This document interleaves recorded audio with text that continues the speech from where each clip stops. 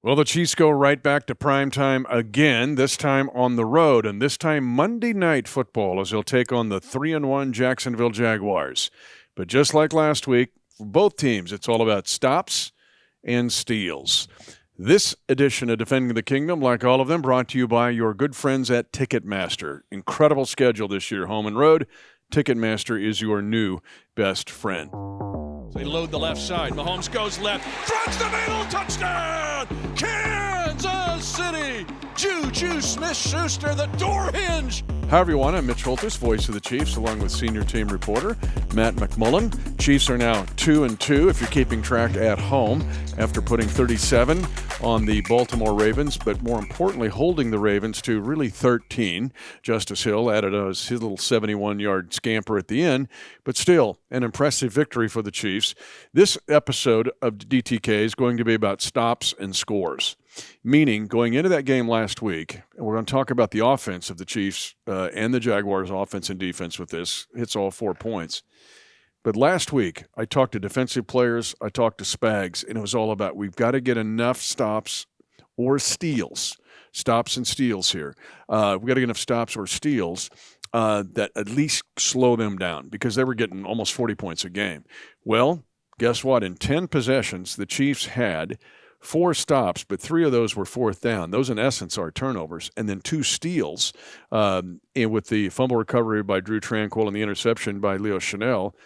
And all of a sudden now you stopped or stole 6 of the 10 possessions from what was the NFL's best offensive team. And it's so easy to look at the box score and to be like, the Chiefs just rolled. And by the time the fourth quarter rolled around, yeah, we were all feeling pretty great. But football comes down to a handful of plays and sequences. And the theme of the takeaways, think about what the Ravens were doing before Leo Chanel's pick. So it was 7-3 at that point. They're driving right down the field. They're about to make it 14-3. 14-3 is a pretty big deficit to have to overcome against an offense like that when they're really rolling. Well, Leo gets the pick, turns things over. We go down and kick a field goal. It's 7-6. And then later in the first half, the fourth down that Baltimore went for on 4th and 1, they don't get it. We get the ball back. I think that led to Isaiah Pacheco's touchdown. That's how these things snowball, right? So you take those 2 things out. Who knows how Sunday goes? I bet it's a much closer game. But yeah, the Chiefs made plays when they needed to in those instances. And that's one of the reasons it turned into what it turned into, being a blowout.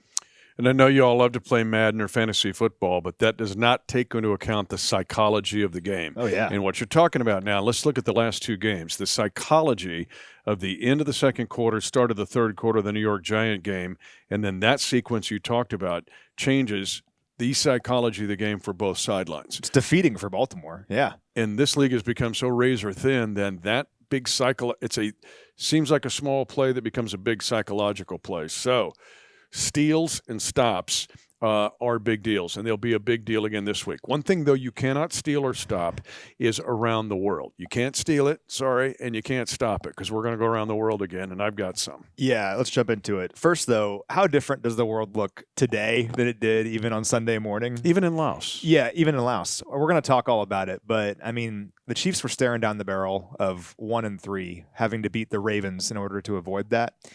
Meanwhile, the Chargers were playing the Giants and facing Jackson Dart for his first career start.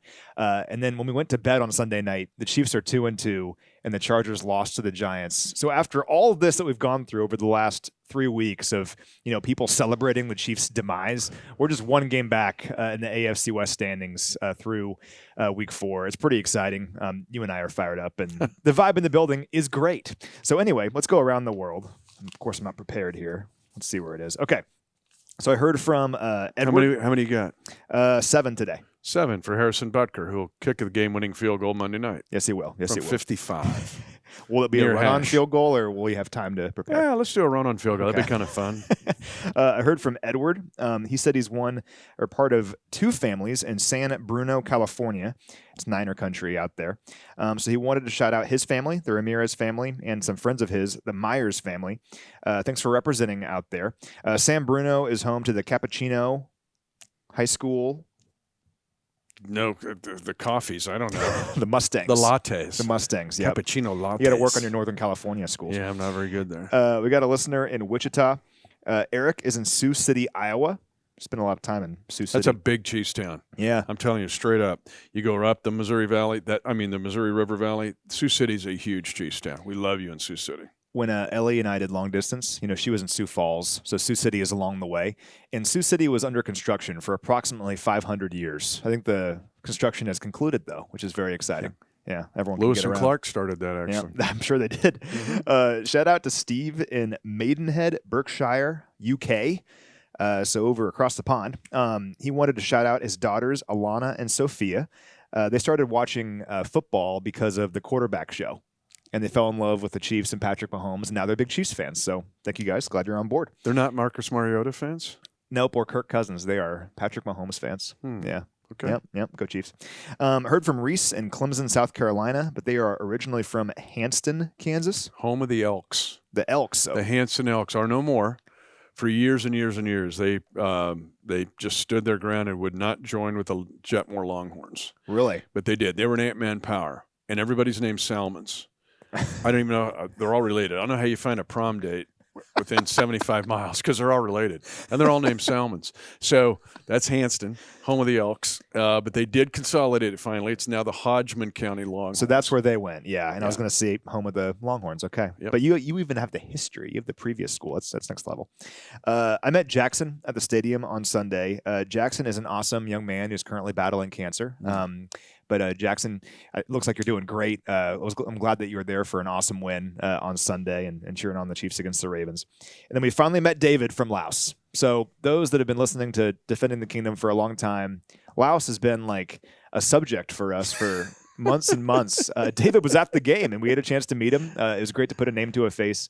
So thanks for coming and saying hi, David. And But he thanks for corrected this. me. I'm confused because I said, and he goes, David from, I go, Lao, right? Lao. No. Like if we say Laos, but they say Lao, but don't say Lao because you're supposed to say Laos. So we had multiple people kind of chime in about this from like that Southeast Asia area. So it From turned Cambodia or? in Cambodia and Vietnam and all over the place. It turns out that I'm just spitballing off the top of my head now, but it turns out that it was like 3 Lao kingdoms in this area when the French colonized it, and they just abbreviated it to Laos because it was 3 Lao kingdoms. So even though the country of Laos, I guess, should be Lao, and the Lao people just call it Lao, in translations, it's okay to call it Laos. So You get 3 hours of credit for graduate school if you listen to Defending the Kingdom or watch it, because you learn about the Hanston Elks and you learn about how Lao became Laos. We have timestamps on DTK that if you don't want to listen to this, you don't have to. But for those of you that are listening, I appreciate you. Thank you. Thank you. Actually, I love that. I got a couple too. So Colin, Collenberg was following me all week long, poor kid. But we're walking in to the stadium. And within about 300 meters, literally 300 meters, these 2 guys come up and they go, oh my gosh. I'm like, okay, oh my gosh. And they're like, we're from Japan. We came to the game from Japan. I go, arigato gozaimasu. That's the only thing I know. Thank you. That's pretty good. Yeah, they put it on X. But anyway, it was like, wow, this is cool. Somebody from Japan came to the Ravens game. It's like 4 steps, next 4 steps. Oh my gosh. Hey. We're from Northwest Ohio. They drive here for every home game from Northwest Ohio, like Toledo area up How in there. far is that drive? I don't know, a gazillion miles, but they do it. Every game. Oh my gosh, every game. Wow. So they probably stop at every Hy-Vee between here and there. And then at the Kingdom Show, Monday night, Trent McDuffie was incredible, by the way. If you can find it, Chiefs Radio Network, find it. You'll want to listen to the segment with Trent McDuffie. It bit of a tearjerker, but he's such an amazing dude. But at the show in Olathe at Hy-Vee, Grace Nelson says, I've showed up they came to the game, but from Duluth, Minnesota. Wow. Okay, home of the UMD Bulldogs, D1 hockey, also good Division II. And then the Floridians showed up.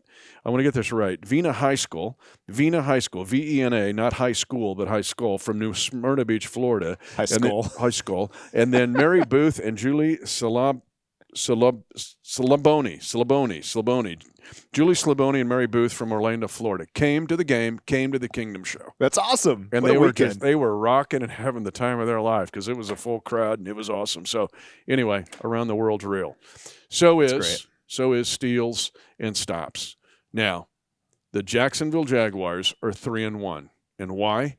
They're on a near record pace with 13 takeaways, Matt, in 4 weeks. The Jaguars have 13 takeaways in 4 weeks. Now get this. Last year, they were at the bottom of the league. They had only 9 takeaways the entire year in 17 games. That tied a record. Year before, they had only 9. Now they're like cashing in big time. They're on a pace to have 5 takeaways. Now I looked up the all-time record, thinking they might get it. No, the 1935 Chicago Bears. I knew it would be a team in the 30s. Oh, yeah. The 1935 Chicago Bears had 67 takeaways in 12 games, and they only won 6 games. They lost 4. How? Because their offense had to be inept. I don't know. But the Jaguars, when you look at them, Travis Etienne, and we can go all the way around the board. Hey, they went Travis Hunter. They went up and got him in the draft. Got it. And Trevor Lawrence, wait a minute, stop it. It's 13 takeaways. Yeah, so when you're looking at the Jags, and this is always a nightmare week for me because I've learned, thanks to listeners, that I cannot pronounce the name of this team. Jaguars? I can't say it. I want to say Jaguars. You can say what you want. It's DTK. But then I overcorrected. We had the Philippines in the wrong hemisphere. The Jaguars. I'm going to call them the Jags for the purposes of this. Anyway, it's the 13 takeaways. Because if you look at what they've done with those takeaways, they have 9 drives this season that started on their opponent's side of the 50. A lot easier to score if you're starting in the plus 50 area. They've scored a league most 41 points immediately following those takeaways. And it's not like they had one game. Remember when the Chiefs had like 7 interceptions off Ryan Fitzpatrick that one game years ago? It's not like that. They've been consistent. They have at least 3 takeaways in all 4 of their games this year. They had 4 takeaways last week against the Niners. Even the game they lost to Cincinnati when Joe Burrow was still healthy, they had 3 takeaways in that game. So for the Chiefs in this game, it's always important not to turn the ball over, but that's like the number one priority against these guys. You cannot turn the ball over against them because they've shown they're going to run the ball really efficiently. They're going to throw the ball efficiently as well, and we'll talk more about Trevor Lawrence. But when they get the ball on your side of the 50, they're going to make you pay for it, and that's why they're 3-1 so far. Always look at giveaway takeaway ratio, but always look at points off takeaways because some teams get takeaways, but they don't do anything with it. And these guys are right now 3-1 because of that. And this is a young, feisty, fast defense. Hunter is actually playing both sides of the ball. If you look at his snaps, he's got a bunch of snaps on both sides of the ball. I think it's 131 over 102. So they're doing both. They're living up what they said they're going to play. But you look at Josh Hines-Allen. I mean, he's got 17 quarterback hurries in 4 games. Only Micah Parsons and Abdul Carter have more. Tells you what kind of company he's in. The other Josh Allen, he put Hines in there to make sure there's no confusion. And 3 interceptions from a linebacker. Devin Lloyd has 3 picks. That leads the league. You can move the ball on these guys, though. And if you look at their numbers overall, surprisingly, it's the 4th worst third down defense in the NFL, allowing conversions at a 46% clip. And it's the number 5 scoring defense in the league because they have always takeaways and teams don't have an opportunity to go score on them because their possessions are being taken away. But it's the number 15 total defense, very middle of the pack. So, yeah, they have a lot of great young players, and they've been impressive. And takeaways aren't just given to you. You have to take the ball away. But for what it's worth, teams have moved the ball on these guys when they're not committing turnovers. And again, for the Chiefs in this one, knock on wood, wherever you are, but only 1 turnover all season for the Chiefs, and that was on a tip pass. Wasn't like it was an egregious turnover by any means. So in this game, don't turn the ball over. I'm going to say it 50 times on this podcast. Stops and steals. There's a finite amount of possessions in any football game at any level. And in the NFL, between 8 and 10. If you get just enough stops and steals, this is the new day and age of the NFL. You're not going to shut anybody down. Really hard to do. But you get enough stops and steals, you win the game. It's what happens for the Chiefs in the last 2 games at both victories. Now, we're going to get to that in a second. But let's also check in with someone who knows all about stops and steals. How do you keep it rolling on defense after 3 awesome weeks? You bring in the Fort Wayne Flash, Drue Tranquill. First of all, stacking these games up, what's happened, and where do you go from here? Well, Fort Wayne Flash, I haven't heard that one before, but I appreciate that nickname. I feel like the energy and execution have kind of been the 2 words we've been hanging on to. We did a good job of that this past week against a really good offense, the number 1 offense coming in, and they have playmakers all over the field. You talk about Lamar, you talk about Derrick Henry, Justice Hill. Then you go to the wide receivers, their tight ends. Isaiah Likely comes back. So they've got guys that can, create problems for you. And we did a nice job keeping a roof over the top of it and containing those guys.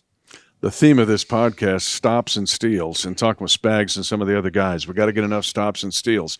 Well, you got 4 stops, 3 of those on 4th down, but then to get the steals, to get 4 takeaways in 2 weeks. What's been the key there, and how big is that? Well, you talk about the stops. We see those a lot like steals. Whenever you stop a team and they turn it over on downs, we consider that a turnover as well. And then obviously we've been taking the ball away. Leo with the incredible one-handed interception this past game. And then Lamar, trying to make a play happen, bumps into his guy, and we're able to recover that and get the ball back to the offense. But you talk about starting in New York. We hadn't had any takeaways so far in the season, and to have 4 through 2 games is exciting. Did you teach Leo that play? I mean, you were the safety at Notre Dame. Leo has a ton of tricks in his bag, man. Taking on double teams, downhill in the run game, coverage, acrobatic catch like that. Man, he's such a good ball player. We're lucky to have him. What has happened since week 1? Because this has been a giant rise since that first game. Well, we didn't play our best ball, especially on the defensive side, and that's all I can really speak to is and we didn't execute. Our energy wasn't there, and I think you see a sense of urgency in a group of guys who have won championships together and have played a long time together. We bring some new guys in free agency. We draft some guys, get those guys up to speed. We had a few guys with injuries during training camp that were out, and to get those guys back together, get us playing, get us on the same page. We're just trying to get better week after week, and we were able to do that this past week. You guys combo it crazy. Like there'll be 3 safety nickel. There'll be all these combos moving in and out. How big is communication when you've got different schemes and different personnel flowing all the time? Well, it's difficult, and our fans, in a good way, make it hard on us at Arrowhead. It's very, very loud. We have communication checks within our calls. Sometimes guys in this past game didn't get those, and we got to clean that up. But it's super loud in there, and it can be complicated. He puts a lot on Nick's plate, but we've got experience at each level in the defense, and guys are able to communicate. And when we're on the same page and flying around, we can play some good football. What happened on the fumble recovery? All of a sudden, there's this. Oh, yeah, you got the ball and you come flying out. Well, yeah, like I said, Lamar tried to make a play. Leo was kind of spying him a little bit. He cut one way and then cut back behind his center. And we had a ton of guys swarming in. Chris, George, Leo, our safeties were collapsing in. Our linebackers were coming in. And I think he just hit the back of his center, Lindenbaum there, and ball kind of bounced right to me. And I wish I would have stayed on my feet and tried to make a play on it, but we were able to get it back to Patrick and those guys. It was good. Final question, and it has to do with Jacksonville. Here they are 3-1, kind of a fast and feisty group, but ETN's back. What about Trevor Lawrence, ETN, and the Jacksonville offense? Well, to speak to ETN, first and foremost, he's averaging almost 6 yards a carry. He's really efficient. He's got really good contact balance and great yards after contact. And so we'll have to do a really good job of tackling him. Trevor's been really efficient, spreading the ball around, getting to a lot of different guys, got playmakers on the outside. So it'll be a good challenge for us this week.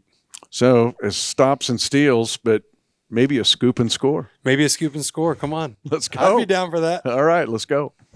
So let's hope this defense can do their own version of stops and steals against Trevor Lawrence, which, by the way, he did not have a interception, not an interception, I should say. My English teacher would get me, in their 26-21 win over San Francisco. But prior to that, it was the first time in 7 games he had not thrown a pick. In fact, he has 72 giveaways, Trevor Lawrence, which is the most in the NFL since 2021.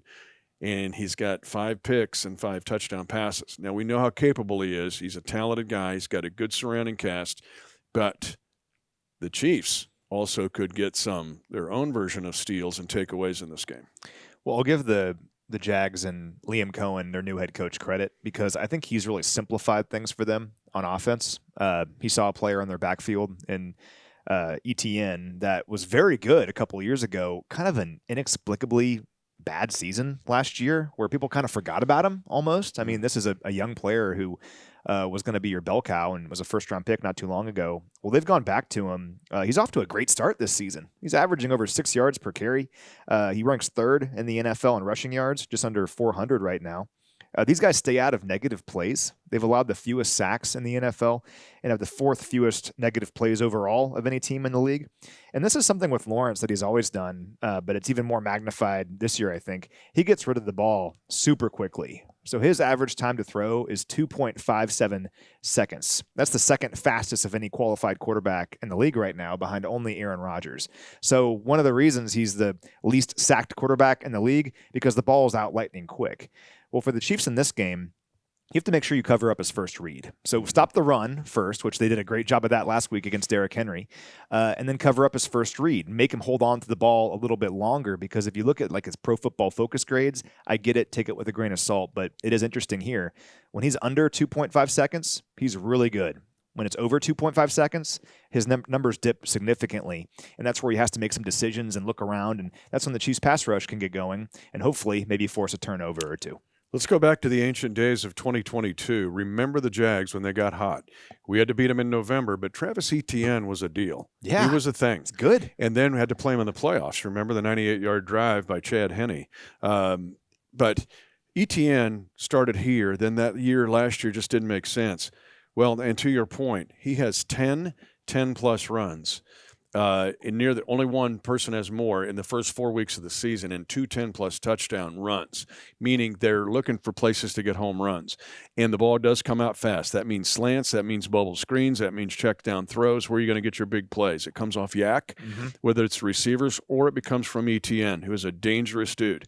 And so tackling him is at a premium for this team. But again, the Chiefs have had their own version of steals, but they've also had their own version of stops. If you think what's happened in the last 2 games, the Chiefs held the Giants to 1 of 10 on third down. They held the Ravens to 3 of 10 on third down. That's 4 of 20 if you combine them. Matt, that's 16 stops. I told you, on third down. Yeah. You're getting stops on third down, 16 stops. Again, every game's only got 8 to 10 possessions in it. It's a finite amount. And if you get stops at that level, especially on third down, you'll win any game. So after week 1, we were scratching our heads a little bit because we really believe in this defense and kind of thought the performance in week 1 isn't quite what their standard is, and they all agreed with that.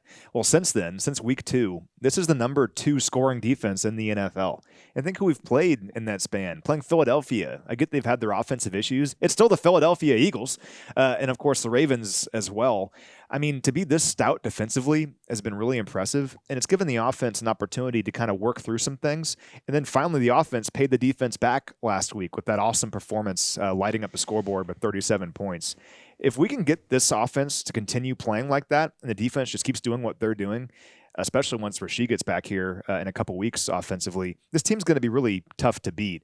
It was just really refreshing to see a complete game on both sides of the ball against Baltimore. That's the most complete game we've seen in a while. And that's also the team that we saw in training camp the last 2 years, saying this is what this team can be. This is why we believe these things that we're talking about. We finally saw it against the Ravens. But it really does begin with the defense because, again, Leo getting that interception and that 4th down stop provides so much juice to the offense. The offense goes and finishes it. Then it snowballs from there. Just love what we've seen from the defense, how they've picked themselves up after that rough game in week 1. Let's keep it going here against Jacksonville. And I'll see your 2 phases and raise you a third. The 16-yard punt return by Nico Remigio led directly to a touchdown. Oh, yeah. And then, okay, the Ravens do get a field goal. Wait a minute, a 48-yard kickoff return led directly to an answering field goal, which kept the margin at the same. Yep. The psychology. That's the whole psychology of the game stayed right there because of special teams. Now, you can also get steals on special teams as well. But it's all about stops and steals. But what about the AFC West? And what has happened here in just 2 weeks' time where the division looks very different 4 games into this 17-game schedule? Well, our spy on the rest of the AFC West is Ari Wolfe. We had a chance to check in with Ari again. Gentlemen, welcome to week 5. We're out west. There's a lot to talk about in the AFC West. 2 weeks ago when we started this thing, gentlemen, the world looked a lot different. It appears that the earth has returned to its proper axis, and people are feeling, I guess, pretty good in the kingdom. I know I'm feeling very bullish on the season at the moment, and we're going to dive right into the AFC West. The Chargers come back to earth a little bit. Now, Matt, you had forecasted, had the Chiefs seen Jackson Dart, like maybe it would have been a little bit tougher. Well, the Chargers make the trip to the Meadowlands, and it doesn't go quite as well for them. What were your guys' takeaway from Justin Herbert and the 2 interceptions in their performance? I was thinking about this segment when I was watching that Chargers and Giants game, especially that first drive when Dart let him right down the field. And I'm like, hey, I said maybe Jackson Dart can go crazy. You never know when you're facing a quarterback for the very first time what they're going to do. You have no tape on them. You don't know their tendencies. You have no clue. And the Giants had nothing to lose in that game. They're just going out there and playing. So, I mean, incredible performance by them. I thought it was resilient as well, especially once Neighbors got hurt, to Yep. keep playing and to fight and to win that game. I think the one thing we learned, though, that we already knew is the Giants' defensive line is really good, and the Chargers figured that one out, I think. Yep. The Chiefs will get no credit for holding that defensive line at bay and winning that game. But, anyway, the Chargers, they struggled against that pass rush, and that's why Herbert struggled as well. One of the most, I think the Giants' defensive front is probably one of the most underrated groups in the entire NFL. I mean, that you look at that, and Brian Burns, I've loved him, since his days with the Panthers. Right. Jingo right down the line. Lawrence, Thibodeau, Carter. Abdul Carter. But their secondary played at a level enough that I didn't think they could play at, because that group is probably 31st or 32nd in the league in what they've been able to do. But then I think, Ari, the loss of Joe Alt, the Yep. fact that now you're going to move Pipkins to the other side, and then, I mean, you're moving your whole offensive line around. Basically, you got centers going out to right tackle. And so anytime you have, I mean, they've lost both tackles now. And I don't know how the high ankle sprain for Alt, how long he'll be out, but that's difficult for any team to overcome. So, yeah, to me, it was just a matter of the Giants getting a little bit, hey, the people that touch the ball were Dart and Scatterbow. Right? If Yep. they do that, they're going to win some games. All right, now let's shift to the Raiders and the Bears. I thought Caleb Williams looked better for the Bears. Raiders still had a chance to win. They get a kick block. Geno Smith, again, turnover issues. But one thing I think is clear, the Raiders are going to beat a couple of good teams this season. Hopefully it doesn't happen in either game against the Chiefs. But Geno Smith and the Raiders, I think, are just good enough. They're going to pull off a couple of upsets, but I don't see them anywhere near making the playoffs. But my takeaway from that game was that the Raiders will be competitive for most of the season. What do you guys think? Yeah, I think it was the Ashton Genty breakout game. I think he had Right. like 138 yards on the ground. That's kind of the performance people expected when he was drafted as high as he was. That's kind of the Boise State Ashton Genty. Yep. And I think for that reason, and Brock Bowers being there too, that's why they are going to beat some pretty good teams at some point. But then the other side of the coin is what you're saying. They have 4 turnovers in that game. Geno has 3 picks. Just gets to a point where it's very difficult to win if you're turning the ball over at that rate. But Genty was good. The first 3 weeks of the year, he didn't crack 4 yards per carry, over 6 yards per carry in that game. We'll see these guys in a couple weeks, and we'll have to be ready for Genty. Well, and Geno now leads the league with 7 picks. And the theme of this podcast has been steals and stops. In this league, the offenses are so good. If you get just enough stops and then you get steals, 1 or 2, you're going to win every time. And if you're giving it away for those steals, it's a real problem. But I'm with you. Anytime they show up and Max Crosby, Brock Bowers, and Genty's getting off the bus, then they're capable of beating anybody in the league. All right, now let's focus on the Monday night game. We saw the Bengals without Joe Burrow go to Denver. We saw Bo Nix check it down quite a bit. It was the check down game, but the defense looked solid. It was a game they had to have, especially with them going to Philadelphia next.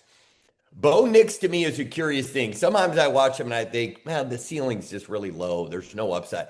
He's always faster than I think. And while he didn't throw the ball down the field, when he spins it, it's a tight spiral. It looks good coming out of his hand. What did you guys take away from the Monday night game? Yeah, I think Nix makes some really nice throws. And then there's also throws like the interception in the end zone that he had. But I mean, he's a good player and obviously a young player who's continually improving. For me, though, it's the Broncos defense. And that's no surprise. We knew this defense was very good.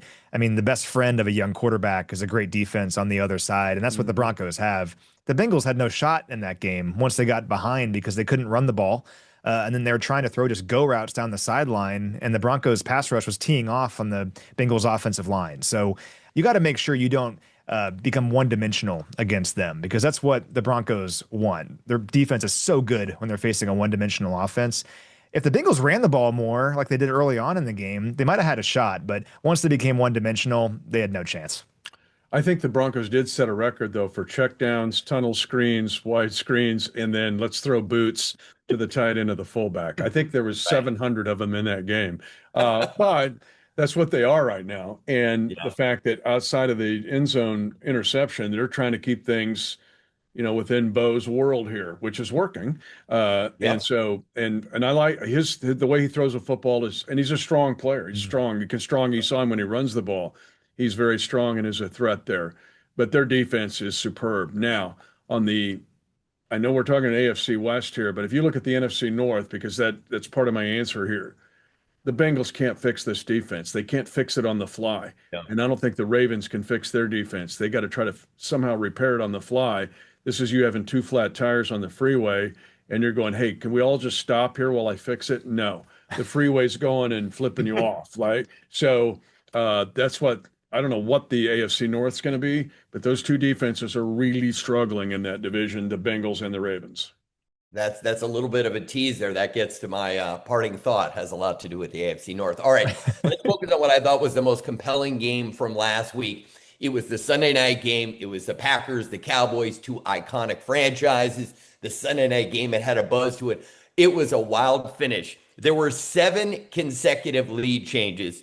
The two quarterbacks, Dak Prescott and Jordan Love, combined for 656 yards passing, 6 touchdowns, 0 interceptions. And at the end of the game, well, I thought Green Bay caught a break. That clock operator, I felt like he was working at Lambeau Field because I wasn't sure they should have gotten the final playoff. With Jordan Love, guys, he both excites me. Sometimes I see him and I think this guy's got it, right? He's got the juice, he's got the swagger, but sometimes he makes some kind of boneheaded, I'm like, is this guy like an airhead out there? Does he not get time and situation? It ends in a 40-all tie, made for great television. I'm just curious. I know you guys got a chance, I'm guessing, to watch the game. What do you think of it? Well, it was the first time in a while I could sit down and watch Sunday Night Football and just be like happy and enjoy it because, Right. of course, the first two Got an times. opponent. Yeah. I could just sit down and watch football. That was great. The Packers did their best to lose that game. Obviously, the play that you're referencing, the throw out the back of the end zone at the very end when there was 1 second left, like, if I was a Packers fan, I'd be losing my mind watching that. Right. But also the strip sack at the end of the first half. I mean, you just gave the Cowboys some points there and let them hang around. And obviously we saw what they were able to do. It's interesting for Green Bay because they were just a wagon to start the year through the first 2 weeks. And now 2 performances where you kind of question it a little bit. I mean, you lose to the Browns and then in a lot of ways should have lost to the Cowboys. On the other side, I respect the Cowboys for fighting like they did. They're an interesting team, to say the least. Right now, so through week 4, they lead the NFL in offensive yards per game and defensive yards per game allowed. Wow. So, I mean, it's one of those things. It's kind of like arena football with them when you're watching the Cowboys. We'll see them later this season as well. But I respect how they fought despite going down early against the Packers. The bias here is I know Brian Schottenheimer's a really good coach, and he was a high school quarterback here, right? But I think he's doing what he can. Ari, that might be the smallest defense I have seen in the National Football League in a while, meaning the Dallas Cowboys. That's a small group looking at this day and age of the league. And they're giving up 40 points like it's an ATM machine, but they're fighting their way to try to somehow stay competitive. And to tie that game 40-40 for the Cowboys was like a win.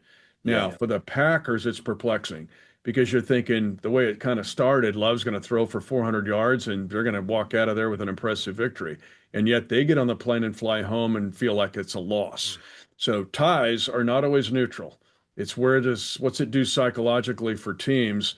And I think for the Cowboys, at least for Brian Schottenheimer in his first year, it felt like, hey, we got out of here not losing. And the Packers are going, what did we just do here? Because we just gave one away.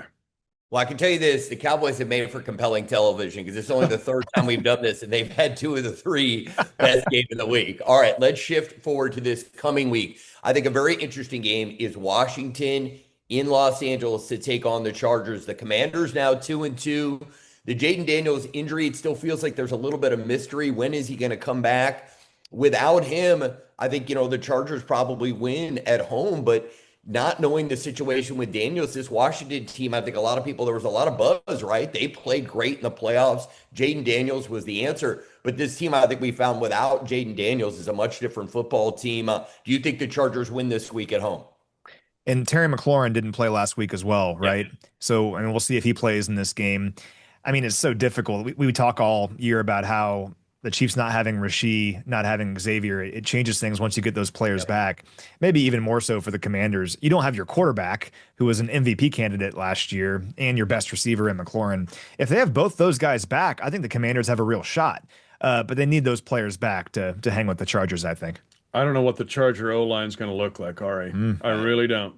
So they patched it together and lost that game. But now what do they do against the Commanders? The other thing about the Commanders is they've got playmakers. They get McLaurin back. You got enough guys on that team that can make plays all over. And then you throw in Debo in there, and all of a sudden now you got something where you can you just make it, you can make life hard on anybody you play. So that Commander team, if they get Daniels up and running again, even if they don't, we've seen them still be productive and at least get big plays even without Daniels, and that makes that a scary team. All right, and let's go to the Raiders. Now, here's a great example. We said they're going to beat some pretty good teams. You're not really sure when it's going to happen. Raiders are going to the Colts. It looks like a game based on what we've seen. You think, okay, the Colts, Daniel Jones is having this resurrection. He's a born-again quarterback. This is the exact kind of game I actually think the Raiders will be super competitive in. I think for the Colts, being back at home will be good, but they don't have a great home field advantage. I lived in Indianapolis for 3 years. Their fans are super nice, but they're not the rabid fans you see in other markets. What are you guys expecting in Indianapolis this weekend?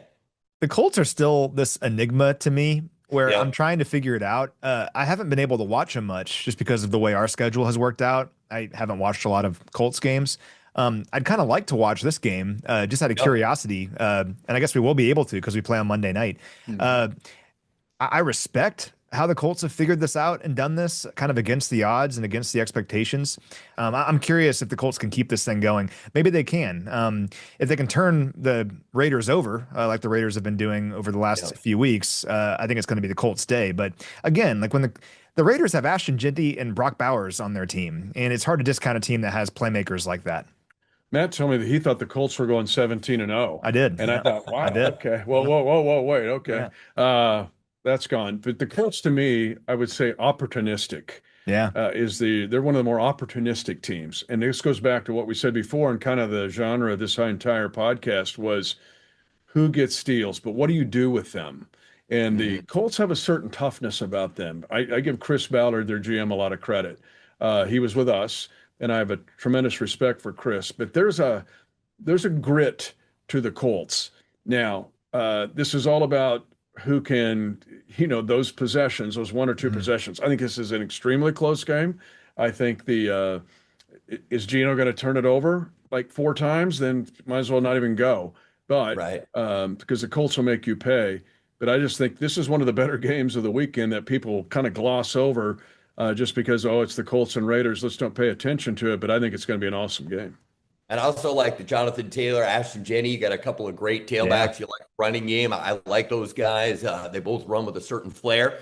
All right, so my game of the week for the second consecutive week features the Chiefs. But I want everyone to know it's just because it actually is the game of the week. It won't always be as this part of the podcast. But you've got a 3-1 Jaguars team with Trevor Lawrence playing so much better than he did last year. He looks like a completely different quarterback.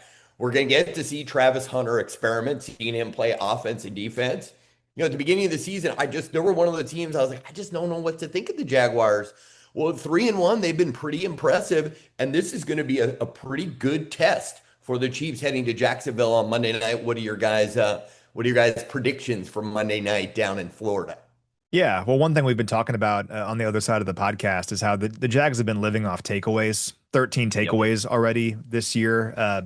It's very difficult to win if you're turning the ball over a whole bunch, and the Jags opponents have learned that. The Jags have turned their opponent over at least 3 times in all 4 games this year. The Chiefs can't let that happen. And fortunately, the Chiefs have been great about protecting the ball, knock on wood. Can't turn the ball over here in this game. But I think the challenge for the Chiefs going against a good Jags squad is you just had this awesome palate cleanser against Baltimore where we saw a complete football game, really in all 3 phases. Now keep that going, even though the Jags didn't have the preseason expectations of Baltimore. I don't think people circled this game like they circled Chiefs and Baltimore when the season first began. You have to keep attacking it with that same intensity. And that's the beauty of this team, is I know Coach Reed will have our guys ready. I'm just mesmerized by your map behind you, Ari. I just can't. I keep looking at green Australia, thinking, who's going to play there next year and play the Rams?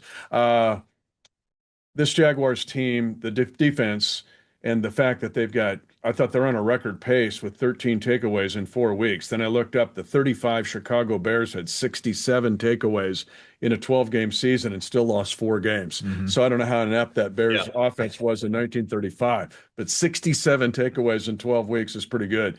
But that's what the Jaguars are doing. This is a young, fast, frenzied defense. You look at what Devin Lloyd's got 3 picks on this team. You talked about Travis Hunter, but Josh Hines Allen, he's got 17 quarterback hits. You've got to handle your business against this Jags defense, or you can be in trouble.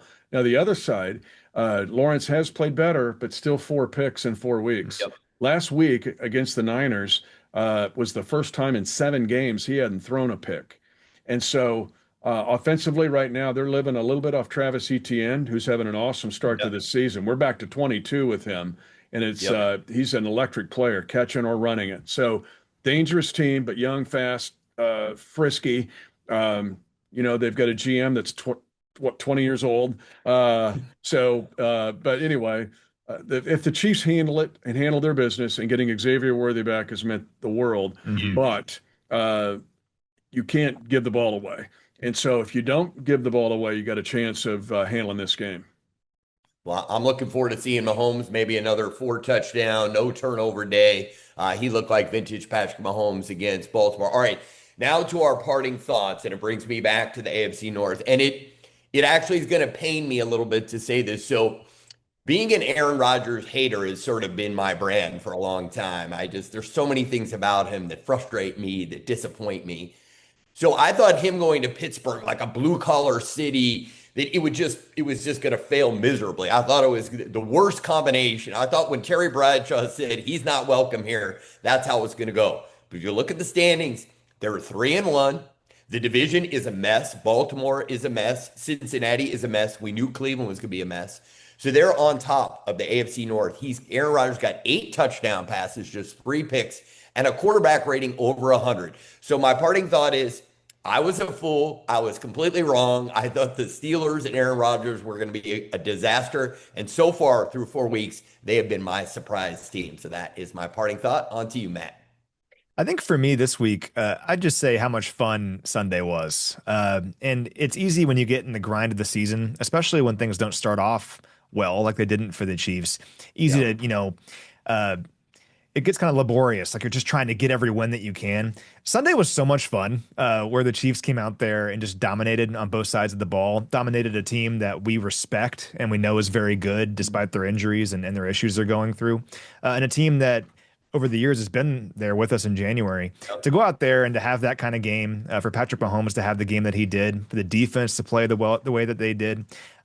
We talked about it on the podcast, but it's in a lot of ways the team that we saw in training camp. And I'm just very excited to see that kind of game against that kind of opponent, especially after the 0-2 start, and can't wait to see where we go from here. I just had fun on Sunday. That's my parting thought. I want to tag on what he's saying there, because with all the one-score games last year, I feel like late in fourth quarters of every game, your anxiety and stress level because of how much you care has been high. That must have been the most relaxing fourth quarter you've had in at least a couple of seasons. That GoPro camera's up there, but you couldn't see the foot massage I was getting in the fourth quarter. I'm like, what is this? So it was I was just chill, man. It was like, this is over. Let's just roll on and go home.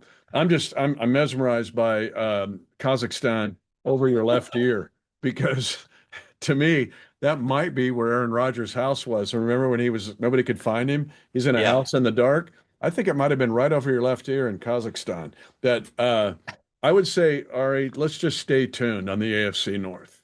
Yes. This could be a division, and I don't say this for a disparaging remark. This could be one of your 10-7, 9-8 kind of division winners.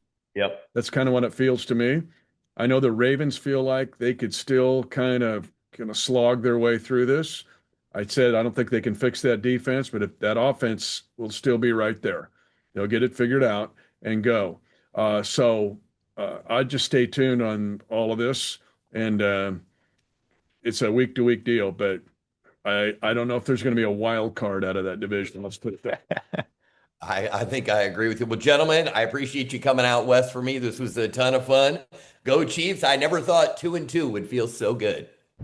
Yeah, Ari's got it, man. He's on the case. So Ari is 2-0 now with these segments, right? Yeah, let's make it 3-0. Yeah. Don't slow we down. We are 0-2 without Ari. Don't slow down. It's Monday Night Football. That's the Jags, and it's all about stops and steals in any NFL game. But the offense, you mentioned it earlier in the podcast. We saw some clicking and moving and shaking. But I also mentioned a week ago, one thing that excited me about the Giants game was the resurgence with Rashard Smith. Just enough of the jet sweep, flip pass, end around. Now you put Worthy in those roles, or both of those guys in the roles. Look what that did in the Ravens game. So now some way to try to attack this this Jaguar team. When you look at it, we mentioned about this, and Jordan Lewis is good. He's been around the league a lot. He's got 2 picks on this team. But can you slow down this fast, feisty, takeaway Jaguar defense? One way to do it is counter speed with speed, especially if you get vertical and horizontal both. Yeah. And Xavier makes such a big difference. I mean, you could see it on the first snap of the game. You can tell when people cover the Chiefs like locally and when they just talk about them like on national TV shows, and they'll be like, can Xavier Worthy really make that big of a difference? Yeah, he can. He was the Chiefs' leading rusher and receiver on Sunday. He had 121 yards from scrimmage on 7 touches. That's over 17 yards per touch. I mean, it was incredible. He was opening everything up. And when you have to worry about Xavier Worthy running the go route down the sideline like he did successfully, love seeing Mahomes hit him on that one, but also taking like the end around for 30 yards or whatever it was. I mean, that creates so many problems for the defense and opens everyone else up. That's why Hollywood Brown had a touchdown in this game. Juju had a touchdown in the game. Pacheco had a touchdown. Thornton had a touchdown. When Xavier's there and can put fear into the defense and they have to respect all the different things that he can do, it opens things up for everybody else. So to see it come to fruition right away when he got back was awesome. Now let's just keep it going against a young secondary in Jacksonville. The other thing was 4 red zone touchdowns. 4. Yeah. To 4 different receivers, and all 4 play designs were different. Now, when I reviewed the video, you know who popped off the screen? Juju Smith-Schuster. Oh, yeah.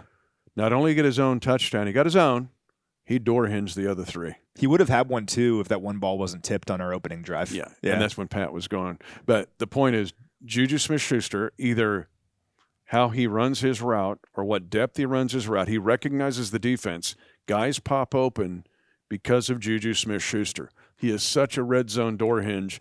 He's taken it to another level, and it's really pretty cool. But to get 4 red zone touchdowns, 4 different ways with 4 different guys, bodes well for the future.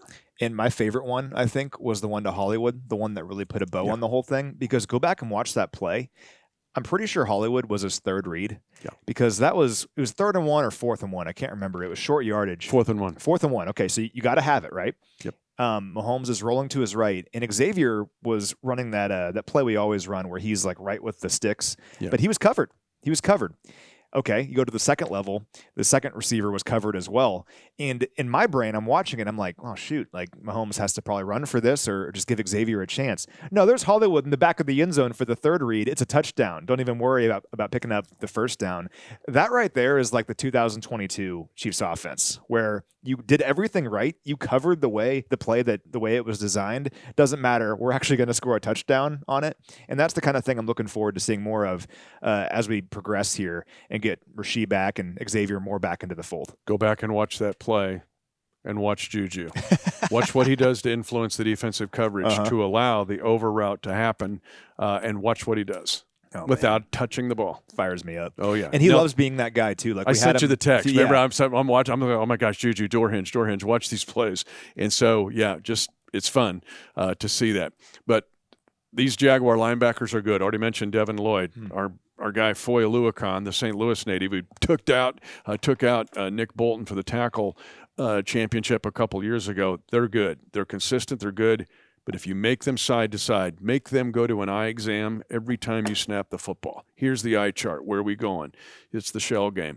you've got it. That's the way you slow down this really good linebacking core. Yeah, you spread them out horizontally and vertically. And for the Chiefs in this game, just keep doing that over and over. And we saw some pop from the run game as well. Isaiah had a few big runs in there. Kareem was kind of like the workman, like he's just going to go in there for 15 carries and get you the tough yards. But then Burchard really showed us some stuff. It was a season high in snaps for him last week. I think he had like 15 or 16 snaps, and he did a lot with them. So let's see if he can get more of those moving forward and see what he can do with them.